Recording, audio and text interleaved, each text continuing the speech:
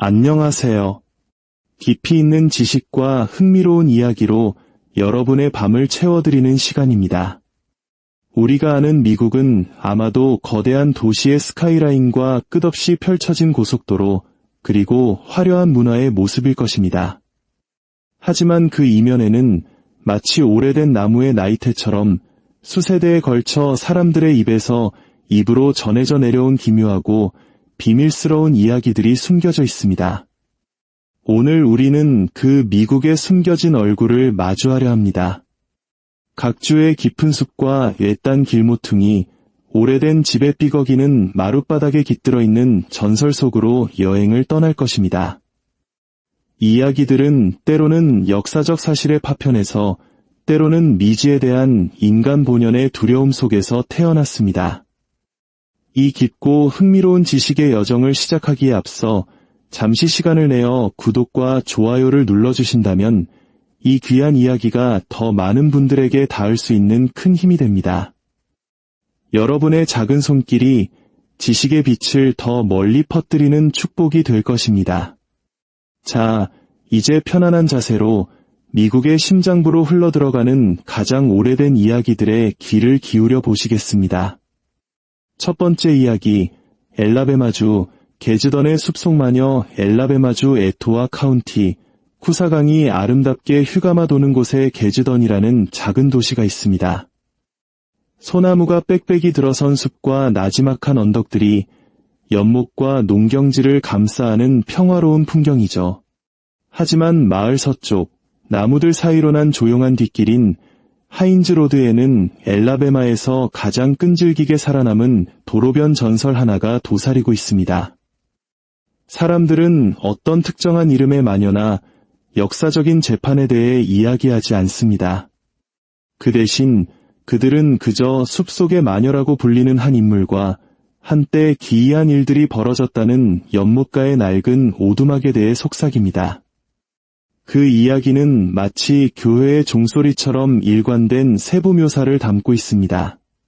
세상과 등지고 홀로 살아가던 한 여인, 불운의 장소라는 오명을 뒤집어 쓴 연못, 그리고 숲 가장자리를 배회하는 석탄처럼 번뜩이는 눈을 가진 거대한 검은 개, 밤에 하인즈로드로 접어든 운전자들은 헤드라이트 불빛에 소나무 사이를 스쳐 지나가는 긴 드레스 자락을 보았다고 증언합니다.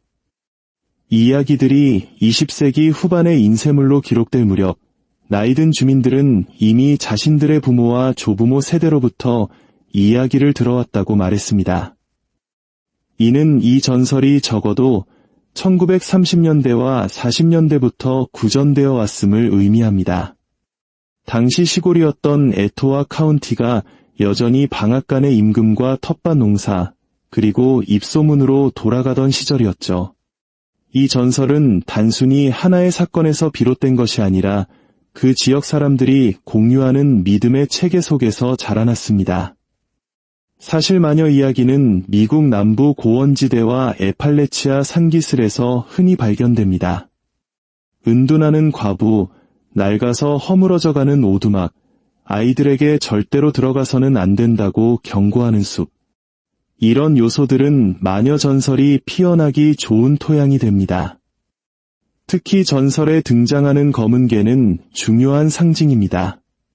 검은 개의 환영은 영국과 스코틀랜드 아일랜드계 정착민들이 가져온 오래된 이야기 보따리 중 하나이며 아프리카계 미국인들의 민간신앙과 부흥의 설교에 엄격한 도덕적 언어가 뒤섞인 남부 문화에 자연스럽게 녹아들었습니다. 게즈던의 이야기에서 이 검은 개는 마녀의 동반자이자 파수꾼이 되어 전설을 땅 위로, 즉 대부분의 사람들이 그것을 마주치는 도로 위로 끌어내리는 역할을 합니다. 바로 이것이 하인즈로드가 중요한 이유입니다. 남부의 도로변 전설들은 좁고 어두운 길, 가로등 없는 교각, 운전자를 순식간에 삼켜버릴 듯한 빽빽한 나무 터널 같은 곳에서 번성합니다. 풍경 자체가 무대가 되고 전설은 왜 그 무대가 그토록 으스스하게 느껴지는지를 설명해주는 것이죠. 오랜 세월 게즈던에 살아온 가문들은 이야기에 몇 가지 현실적인 주석을 덧붙입니다. 실제로 그 길가 연못 근처에 한 노파가 살았으며 그녀가 죽은 후 집은 폐허가 되었습니다. 그리고 몇 년 후 그곳에서 발생한 화재는 이야기의 완벽한 결말을 선사했죠. 사람들은 그 폐허가 한때 마녀가 살았던 곳이기에 여전히 연기가 피어오른다고 말했습니다.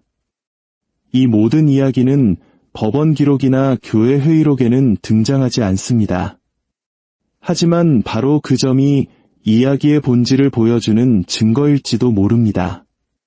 이것은 범죄의 기록이라기보다는 아이들에게 깊은 물에 가까이 가지 말라고 경고하고 사유지를 함부로 침범하지 말라고 주의를 주며 마을이 숲으로 변하는 경계선을 표시하는 공동체의 오래된 주의 환기 이야기인 셈입니다. 마치 우리나라의 할머니들이 깊은 산속 옹달샘에는 도깨비가 산이 혼자 가면 안 된다고 하시던 말씀처럼 말입니다. 두 번째 이야기, 미네소타주 호칸의 경고 옌디고, 우리가 옌디고라고 부르는 존재는 오늘날의 미네소타 북부를 포함한 오데오 상류 지역에 살던 알곤킨 어족, 특히 오지브의 원주민들의 언어와 가르침에 속한 것입니다. 오지브의 어로 이 단어는 윈디구이며 그 의미는 겨울의 혹독한 굶주림, 공동체의 유대 파괴, 그리고 식인이라는 금기와 연결되어 있습니다. 가장 직접적인 의미로는 굶주림과 탐욕으로 인해 괴물이 되어버린 사람을 지칭합니다. 더 넓은 의미로는 기근이 닥쳤을 때 사람들로 하여금 식량을 독점하거나 가족을 해치도록 유혹하는 악령을 의미합니다. 오지브에의 가르침에서 이에 대한 해독제는 공동체의 의무입니다. 음식을 나누고 함께 시간을 보내는 것이죠. 고립과 이기심이야말로 인디고가 되는 길의 첫걸음이기 때문입니다. 따라서 이 이야기는 단순한 괴물 도감의 한 페이지가 아니라 혹독한 겨울을 함께 살아남기 위한 생존의 법칙에 가깝습니다. 이 이야기는 혹독한 보릿고개를 겪었던 우리 할머니, 할아버지 세대라면 단순한 괴담이 아니라 생존을 위한 처절한 경고였음을 깊이 이해하실 겁니다. 극한의 굶주림 속에서 인간성이 어떻게 무너질 수 있는지에 대한 두려움은 동서고금을 막론하고 우리 모두의 유전자 속에 각인되어 있기 때문입니다. 옌디고가 출몰하는 지리적 배경은 미네소타의 겨울 그 자체입니다. 침엽수림과 얼어붙은 호수, 눈보라가 몰아치는 산장이 바로 옌디고의 무대입니다. 원주민 장로들은 눈 속에 고립되었을 때, 이기적인 사람이 이웃에게 음식을 숨길 때 옌디고가 나타날 가능성이 가장 높다고 가르쳤습니다. 옌디고의 모습은 지극히 절제되어 묘사됩니다. 수척하고 잿빛 피부, 차가운 빛으로 빛나는 눈, 동물보다는 인간에 가까운 형상. 진정한 공포는 이 세계의 괴물이 아니라 굶주림과 이기심이 혈연의 정마저 지워버린 사람의 모습이기 때문입니다. 시간이 흐르면서 옌디고라는 단어는 본래의 도덕적 핵심을 잃고 서구 대중문화 속에서 뿌리 달린 겨울 괴물의 이미지로 변질되었습니다. 하지만 오지브의 공동체 내에서 이 이야기는 여전히 중요한 윤리적 가르침으로 살아 숨쉬고 있습니다. 그것은 굶주림과 고립이 인간의 판단력을 어떻게 잠식할 수 있는지를 기억하고 그 위험에 이름을 붙여 공동체가 서로에게 묶여 있도록 하는 강력한 경고입니다. 그것은 혹독한 환경과 공동체가 그것을 이겨내게 하는 지혜 사이에 서 있는 단어인 것입니다. 세 번째 이야기, 메릴랜드주 도시괴담의 탄생 고트맨. 메릴랜드주 프린스 조지스 카운티의 고트맨 이야기는 1970년대 초 한 대학생의 민속학 과제에서 시작되어 지역 신문 기자의 눈에 띄면서 세상에 알려졌습니다. 이는 한국의 70에서 80년대 급격한 산업화 시기에 오래된 공동묘지 위에 세워진 아파트 단지에 귀신이 출몰한다는 식의 도시괴담이 유행했던 것과 비슷한 맥락을 가집니다. 급변하는 사회와 새로운 환경에 대한 불안감이 만들어낸 이야기인 셈이죠.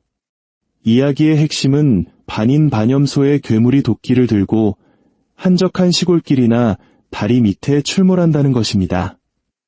특히 10대 연인들이 차를 세워두고 데이트를 즐기는 외딴 장소가 주된 무대가 되었습니다.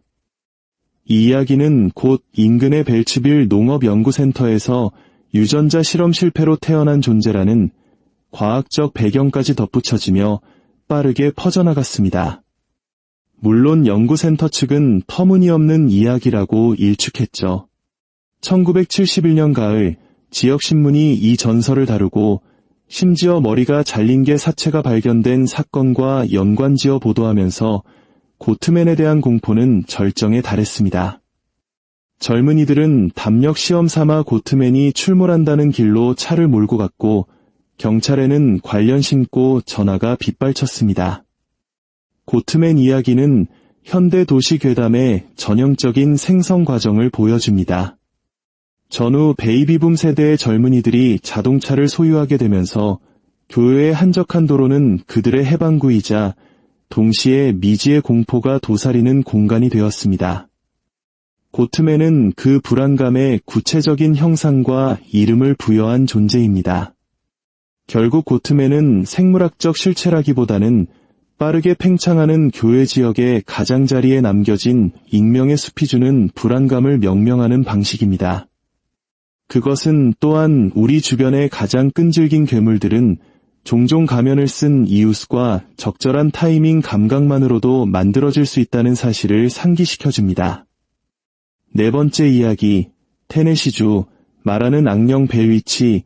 미국 역사상 가장 유명하고 잘 기록된 초자연적 현상 중 하나로 꼽히는 벨위치 사건은 테네시주 로버트슨 카운티의 레드 강변에 살았던 실제 존 벨 가족에게 일어난 일입니다.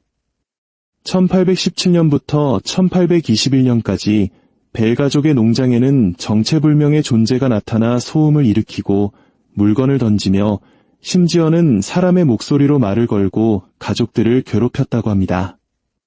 이 존재는 스스로를 케이트라고 밝혔으며 성경 구절을 외우고 찬송가를 부르다가도 순식간에 끔찍한 욕설을 퍼붓는 등 예측 불가능한 행동을 보였습니다. 특히 막내딸인 베시 벨을 집중적으로 괴롭혔고 가장인 존 벨에게는 반드시 당신을 죽이겠다는 악담을 퍼부었습니다. 이 소문은 널리 퍼져 심지어 훗날 대통령이 되는 앤드루 잭슨 장군이 직접 이 현상을 확인하기 위해 방문했다가 혼쭐이 나서 도망쳤다는 일화까지 전해집니다.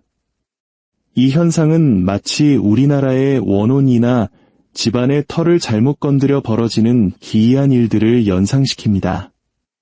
특정 가족이나 장소에 집착하며 물리적인 영향력을 행사하는 영적 존재에 대한 이야기는 동서양을 막론하고 나타나는 보편적인 공포의 형태이죠. 존 벨은 1820년 12월 원인 모를 병으로 고통받다 사망했습니다. 전설에 따르면 그가 죽은 후 케이트는 집안에서 기쁨에 찬 노랫소리를 내질렀다고 합니다. 그의 장례식 이후 악령의 활동은 점차 잦아들었고 7년 후에 다시 돌아오겠다는 약속을 남기고 사라졌다고 전해집니다. 오늘날에도 벨위치 이야기는 테네시주의 상징적인 전설로 남아있으며 사건이 일어났던 장소는 관광명소가 되었습니다. 이 이야기는 단순한 유령 이야기를 넘어 고립된 개척지 공동체가 겪었던 심리적 압박과 미지에 대한 공포가 어떻게 구체적인 이야기로 형상화되었는지를 보여주는 흥미로운 사례입니다. 오늘 우리는 미국의 광활한 대륙 곳곳에 숨겨진 오래된 이야기들을 만나보았습니다. 숲속의 마녀부터 혹한의 경고, 도시의 불안이 낳은 괴물, 그리고 한 가족을 파멸로 이끈 악령까지. 이 모든 이야기는 그 땅에 살았던 사람들의 두려움과 상상력, 그리고 삶의 지혜가 담긴 거울과도 같습니다. 우리가 발딛고 사는 이곳, 한국의 땅에도 수많은 전설과 이야기가 잠들어 있습니다. 어쩌면 오늘 밤 우리가 무심코 지나치는 길모퉁이에서 새로운 이야기가 태어나고 있을지도 모릅니다. 오늘 밤 여러분이 잠든 사이 이 이야기들이 어떤 꿈으로 찾아갈까요? 다음 시간에도 더욱 깊고 흥미로운 이야기로 여러분을 찾아뵙겠습니다. 편안한 밤 되십시오.